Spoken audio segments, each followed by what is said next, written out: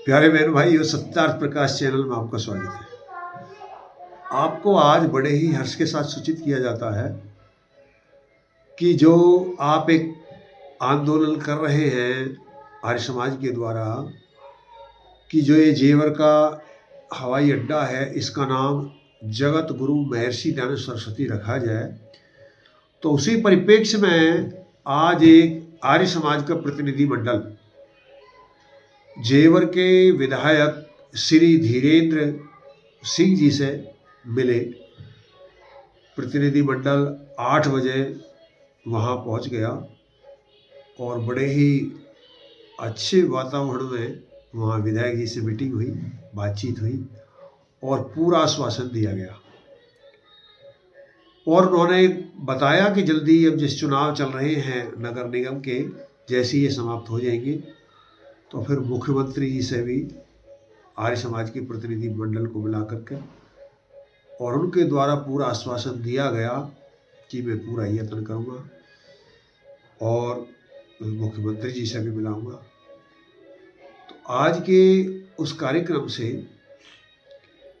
जो हमारी मंजिल है वो निकट आती दिख रही है। जो प्रतिनिधि मंडल था उसमें राजार्य सभा के राष्ट्रीय अध्यक्ष महेंद्र सिंह आर्य जी और हमारा गुरुकुल है जो श्री चंबल सिंह आर्य मुर्शदपुर में वेदार्थ गुरुकुल, उसके अध्यक्ष श्री रामेश्वर सरपंच जी और उसी गुरुकुल के अधिष्ठाता हमारे श्री देवमुनि जी महाराज जी और जो हमारे आर्य प्रतिनिधि सभा गौतम बुद्ध नगर है, इसके यशस्वी कोषाध्यक्ष श्री सागर आर्य जी और हमारे एक किसान नेता हैं श्री जयप्रकाश आर्य जी जो कौंडली आर्य समाज के अध्यक्ष हैं।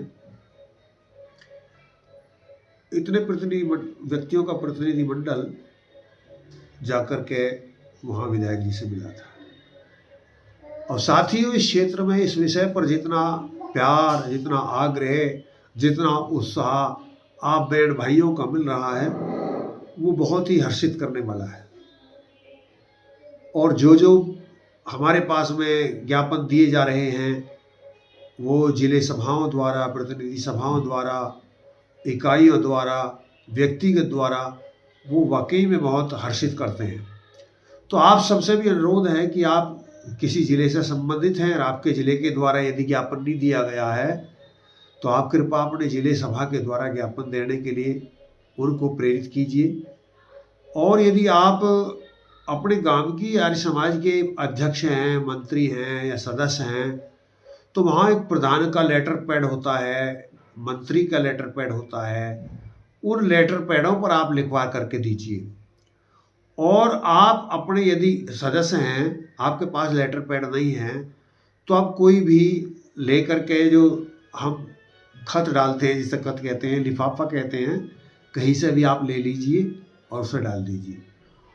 और मैं उन साथियों से भी अनुरोध करूंगा कि जो आपके गांवों के प्रधान हैं, जो आपके गांवों के प्रधान हैं, उन प्रधानों से लेटर में उनके लेटर पैड पर आप लिखवा करके ले लीजिए और अपने आप वो मैटर मुख्यमंत्री जी के लिए और प्रधानमंत्री जी के लिए लिखवाइए और वो लेटर पैड हमें भी दे दीजिए, जिससे हम माननीय मुख्यमंत्री जी और प्रधानमंत्री जी से जब मिलेंगे तो वो सब आपके द्वारा ये किए गए कार्य उसमें सहयोगी होंगे और हम अपनी बात अच्छी तरह रख पाएंगे और हमारी मंजिल निकट हो जाएगी। तो हम आप सब साथियों से अनुरोध करेंगे, देखो मेरे प्यारे भाइयों, जितना आप रुचि दिखा रहे हैं, कार्य कर रहे हैं, यदि सभी साथी इस तरह रुचि दिखाएं तो हम बहुत जल्दी इस मंजिल को पालेंगे। आप कह सकते हैं कुछ व्यक्ति जो ना जानते हो कि इसके नाम रख जाने से क्या होगा। प्यारे साथियों, ये भारत का सबसे बड़ा एयरपोर्ट है और सबसे बड़े व्यक्ति के नाम से ही रखा जाना चाहिए। ये विश्व का 5वें स्तर का एयरपोर्ट है। हाँ, तो इतने ऊंचे स्तर का जो एयरपोर्ट है और उसके ऊपर ऐसे महापुरुष का नाम, हम ये नाम किसी जाति के आधार पर नहीं रख रहे हैं। हमको भी सुनने को मिला कितने ही व्यक्ति अनुरोध कर रहे हैं, अगर भाई जाति के आधार पर हमारी जाति का नेता ये था, ये रख दीजिए, कोई दूसरी जाति ये कह रहे हैं ये रख दीजिए। लेकिन यदि इस बात पर जाएंगे तो सब जाति में यदि कोई अनुकरणीय है, माननीय है, पूजनीय है तो महर्षि दयानंद आएगा। कोई ऐसी जाति नहीं है जिसमें आर्य समाज ना हो, नहीं तो आप मुझे बता दीजिए। उस महापुरुष के संसार के ऊपर, इस समाज के ऊपर इतने ऋण हैं कि जो उतारे नहीं जा सकते। मेरे प्यारे भाइयों, जब तक महर्षि दयानंद संसार में नहीं आए थे, एक भी व्यक्ति यहाँ पर, एक भी व्यक्ति पंडित जाति से अलग आचार्य और शास्त्री नहीं था। केवल आचार्य और शास्त्री, पंडित जाति नहीं होती थी। लेकिन वो महर्षि दयानंद की कृपा हुई, उन्होंने शिक्षा का प्रचार प्रसार किया। जिन व्यक्तियों का शिक्षा के ऊपर एकाधिकार था, उस एकाधिकार को नष्ट किया और बताया कि वेद सबके लिए है, वो पूरी मानव जाति के लिए है, वो शूद्र के लिए प्रतिबंधित नहीं है, नारी जाति के लिए प्रतिबंधित नहीं है, उसको समय पढ़ाइए। और जिन व्यक्तियों ने ये कहा कहीं पढ़ाने का विधान नहीं है, तो उन्होंने एक मंत्र दिए और बताया कि ये देखिए, वेद ये कह रहा है कि जो मेरी परमात्मा का आदेश है कि मेरी जो विद्या है ये प्राणी मात्र के लिए है, मानव मात्र के लिए है, किस आधार पर आप वंचित करते हो। तो जो ऐसे महापुरुष जिन्होंने विश्व को एक बहुत अच्छी दिशा दी, बहुत अच्छी, महर्षि दयानंद के सिद्धांतों की संसार के लोगों, संसार को आवश्यकता है। ये दुर्भाग्य है भारतवर्ष का और उन व्यक्तियों का कि जो महर्षि दयानंद को समझ नहीं रहे हैं, आर्य समाज को समझ नहीं रहे हैं, चाहे भले आर्य समाजी हो या वो आर्य समाज के बाहर हो। जब तक महर्षि दयानंद के दर्शन को समझा नहीं जाएगा, जब तक संसार सुखी नहीं रह सकता। और मेरा ये दावा है, महर्षि दयानंद के दर्शन को समझ करके, आर्य समाज के दर्शन को समझ करके, वेद के दर्शन को समझ करके संसार दुखी नहीं रह सकता। जो ये हमारे भारतवर्ष में अरबों खरबों रुपया चुनाव पर खर्च होते हैं, यदि महर्षि दयानंद का दर्शन लागू कर दिया जाए तो ये चुनाव पर इतने पैसा खर्च ना हो और ना ये इतना जो भ्रष्टाचार हो रहा है कुछ भी हो। वो प्लान, वो योजना, वो प्रजातंत्र, वो सिस्टम जो महर्षि दयानंद ने दिया है वेदों के अंदर, यदि उसको ये भारतवर्ष मान ले, ये विश्व मान ले, उस अनभिज्ञता में जितना दर्शन माना गया है, मनु का जितना दर्शन माना गया है, संसार उतना सुखी है, जितना नहीं माना गया उतना दुखी है। अफसोस की बात है, कुछ लोग बाग मनु को ना समझ करके महर्षि दयानंद को मनुवादी कहते हैं, पंडितों को तो मनुवादी कहते हैं और गैर मनुवादी। अरे ऐसा नहीं है मेरे भाइयों, आप जानते नहीं हो। जो व्यवस्था, जो सिस्टम मनु महाराज ने दी, वो किसी पंडित जाति के लिए नहीं दी, किसी गुर्जर जाति या जाट के लिए नहीं दी, सबके लिए दी। ब्राह्मण के लिए दी, क्षत्रिय के लिए दी, वैश्य के, शूद्र के लिए, सबके लिए दी थी। सब आर्य हैं, चाहे वो ब्राह्मण है तो भी आर्य है, क्षत्रिय है तो भी आर्य है, शूद्र है तो भी आर्य है, सब आर्य हैं।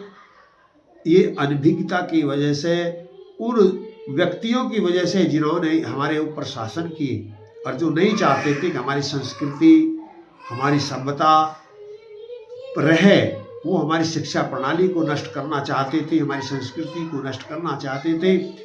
ऐसे व्यक्तियों ने गलत इतिहास बता करके हमको ये बात बताई है। तो आपको इन बातों को जानना चाहिए। ये देश सुखी हो सकता है, ये विश्व सुखी हो सकता है मात्र 20 वर्ष की, कितने दिन हो गए देश को आजाद हुए, और मात्र 20 वर्ष यदि महर्षि दयानंद की बातों को ये विश्व मान ले या भारतवर्षी मान ले, तो भारतवर्ष से जातिवाद, अलगावाद, निर्धनता और ये जितने भी तामझाम, इतने बड़े रोड बनाए जा रहे हैं, इतनी बड़ी बिल्डिंगें बनाई जा रही हैं, यदि वो वेद के दर्शन के आधार पर बना दी जाएं तो ये सब बिल्डिंग बेकार हो जाएगी। इतनी व्यवस्था करने से ये जितनी गाड़ी बनाई जा रही है ये सब बेकार हो जाएगी, और जितनी सड़क बनाई जा रही है ये सब बेकार हो जाएगी। इनकी जरूरत ही नहीं है, इनकी तो जरूरत ही नहीं है। जिस तरह सिस्टम से यदि कार्य किया जाए, अब आप देख लीजिए थोड़ी देर के लिए, ये सिस्टम ही तो है। यदि जैसे हम विचार करें कि आपका एक घर है, घर के अंदर आपका बाथरूम भी है, शौचालय भी है, और रसोई घर भी है, शयन भी है, और उसमें बैठने के लिए भी है, सब ये व्यवस्था एक ही घर के अंदर है। तो ऐसे ही क्या ये सब व्यवस्था, एक ही व्यक्ति सुबह जाता है, वहाँ का ऑफिस कहीं है, वहाँ के लिए गाड़ी 10-20 किलोमीटर चला करके ऑफिस जाता है, उसका घर कहीं है, वहाँ के लिए जाता है, फिर अस्पताल जाता है, फिर 10 किलोमीटर 20 किलोमीटर वहाँ के लिए जाता। हर जगह सिस्टम नहीं होने की वजह से यदि ये सब व्यवस्था एक जगह कर दी गई होती, घर भी एक जगह होते, अस्पताल भी एक जगह होती, क्या हो सकता है? हाँ, यही तो विज्ञान है। अरे यही तो विज्ञान वेद के अंदर दिया हुआ है भाइयों, उसको अपनाइए, ये बहुत अच्छी व्यवस्था हो सकती है। और 20 वर्ष के अंदर जाति नाम की चीज नहीं रहेगी भारतवर्ष में। कोई जो नहीं है कि वो मार के भगा दिए जाएंगे, मुसलमानों को कहीं मारा जाएगा, हिंदुओं को कहीं मारा जाएगा, ईसाइयों को कहीं किसी को नहीं मारा जाएगा, किसी को भगाया नहीं जाएगा, कोई दुखी नहीं रहेगा, कोई मूर्ख नहीं रहेगा, कोई रोगी नहीं रहेगा, सबके लिए इलाज की व्यवस्था होगी, किसी के साथ अन्याय नहीं हो पाएगा, सबके लिए न्याय की व्यवस्था होगी यदि आप ये वेद के आधार पर चलने लगे।